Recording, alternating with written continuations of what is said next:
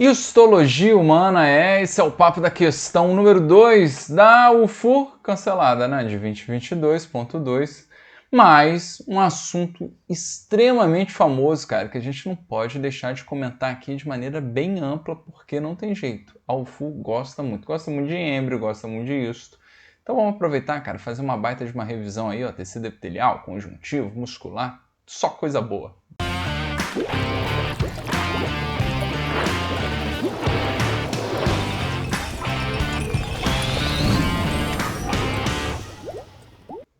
Pronto, galera, estamos de volta. Quero dizer o seguinte, ó, que sobre morfologia e funções do tecido epitelial, conjuntivo e muscular, considere as seguintes afirmativas.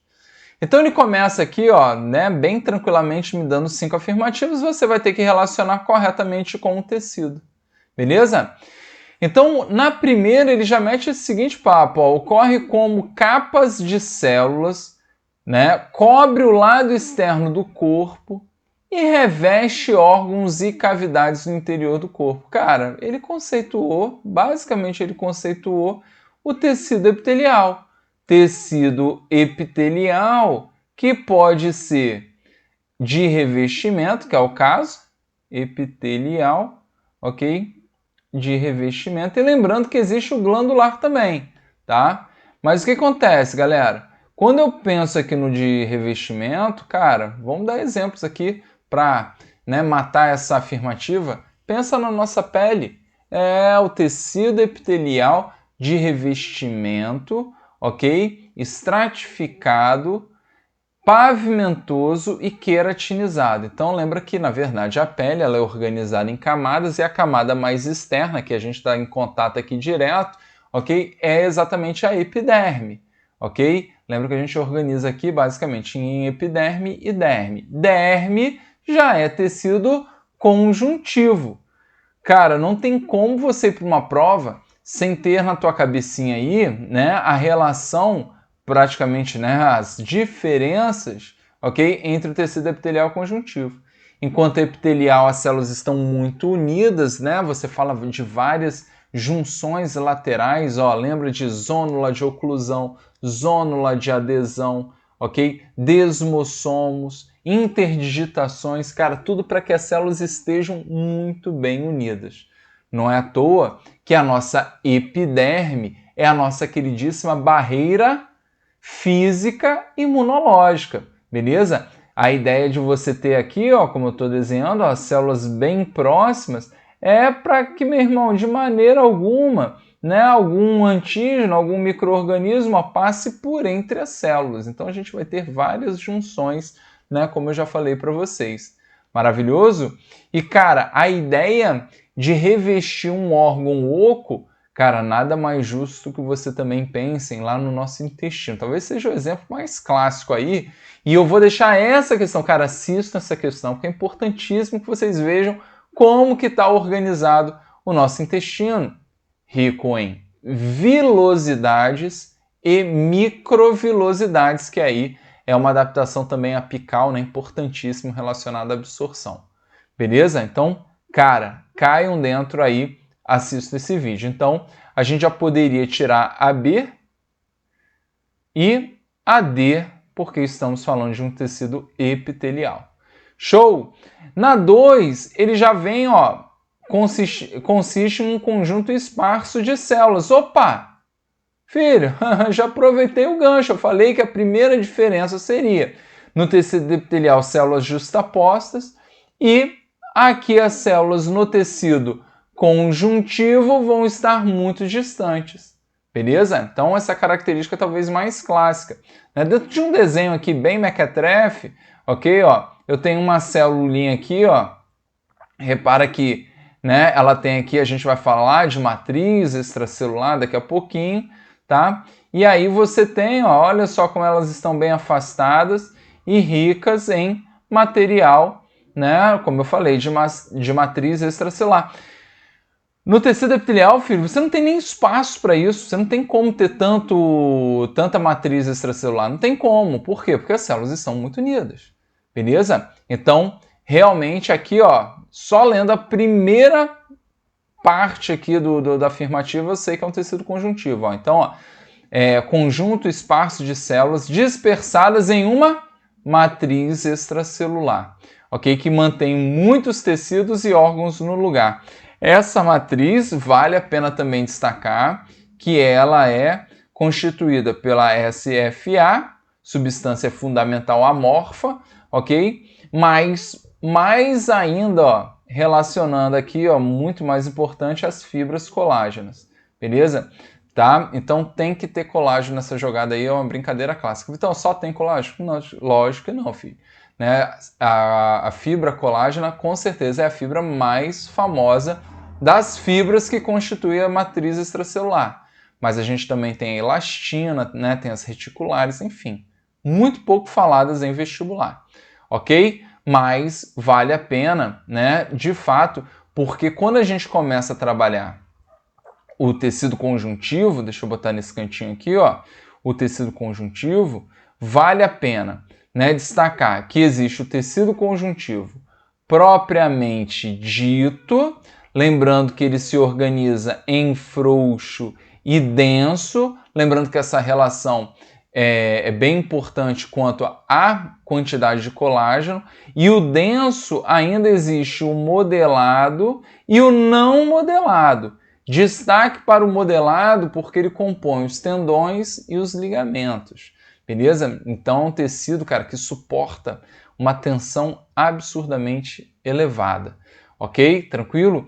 Só que existem os tecidos conjuntivos que a gente chama de especiais, é uma forma bem fofa de homenagear esses tecidos, ok? E aí a gente bota na conta exatamente essa galera que tem uma função bem específica, né? A gente está falando do adiposo, a gente está falando do cartilaginoso, do ósseo, do hematopoético, do sanguíneo, ok? Existe até um mucoso já bem menos falado, ok? Então esses são variações do tecido conjuntivo, beleza? Tranquilo?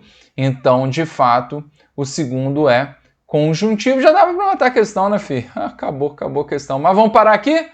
De forma alguma, né? Tem muita mais coisa importante para falar.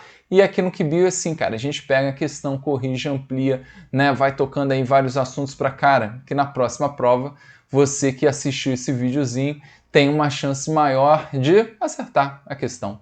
Beleza? Então se inscreva no canal, cara. Preciso muito que vocês se inscrevam no canal. Vocês aí que vão fazer o FU, né?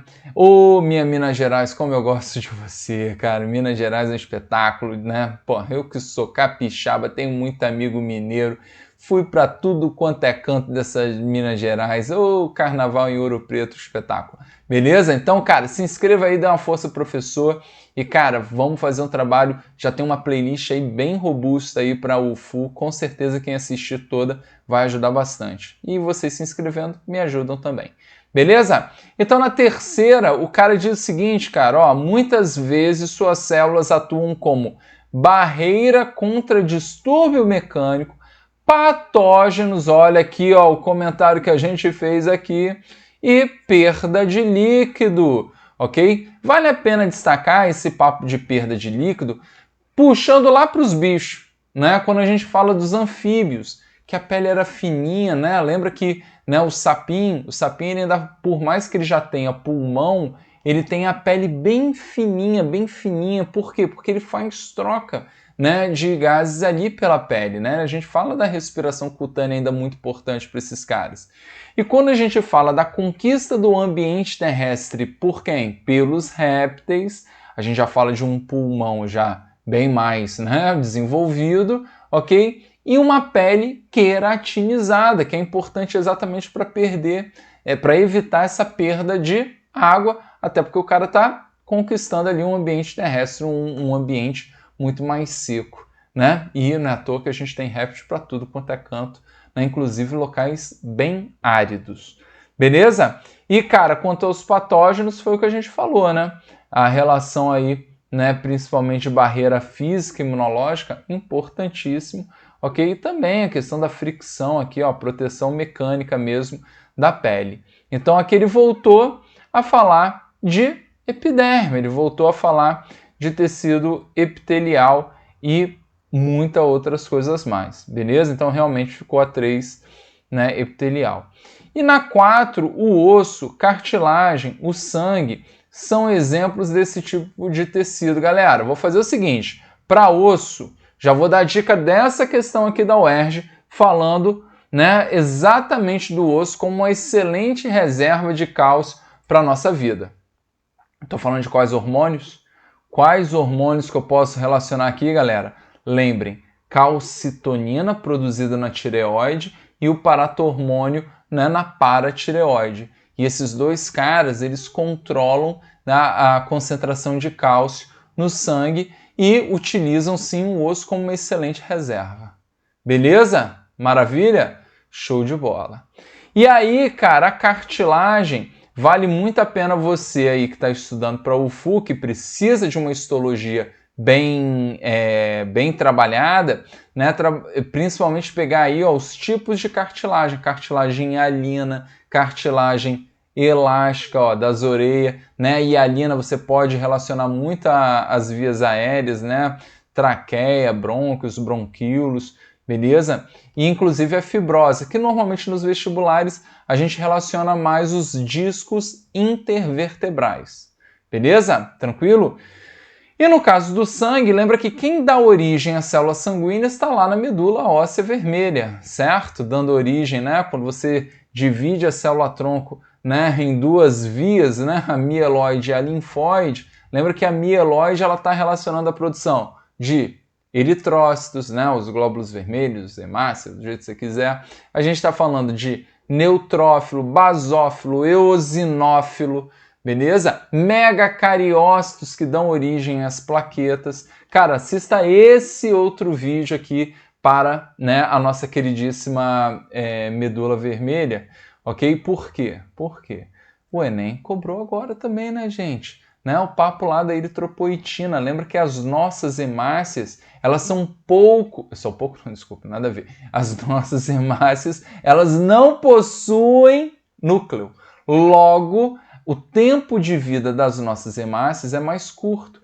Então a gente precisa de um mecanismo que estimule a produção de mais células, no caso de mais hemácias, pela medula. E quem entra na jogada é a famosa eritropoetina produzida nos rins, que percebe essa baixa, né, de oxigênio e estimula a produção, ó, exatamente das células sanguíneas. Beleza? Tranquilo? Maravilhoso, né?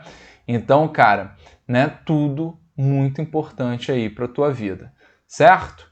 Maravilhoso? Então, sangue também tecido conjuntivo. E aí, galera, suas células consistem em filamentos contendo actina e miosina. No corpo dos vertebrados existe, né, os tipos esqueléticos, liso e cardíaco. Lembra que o esquelético, né, vai ser o relacionado exatamente aos movimentos voluntários. O liso, a gente fala muito do liso atrelado ao sistema digestório, né, as vísceras de maneira geral, mas o sistema digestório muito falado em vestibular por conta dos movimentos peristálticos, movimentos involuntários, ok? E o cardíaco é o coração, né? Então, realmente, assim que ele está falando da muscular. Então, a questão ficou fácil no encaixe, beleza? Agora, já tivemos questões aí de histologia muito mais complicadas na nossa UFU. Beleza? Espero que tenham curtido esse comentário, dessa resolução, espero que tenha ampliado aí. Não deixem de assistir os vídeos indicados, galera, porque é importante, são assuntos que podem vir na UFU com toda a certeza do mundo. Valeu, um beijo, até a próxima.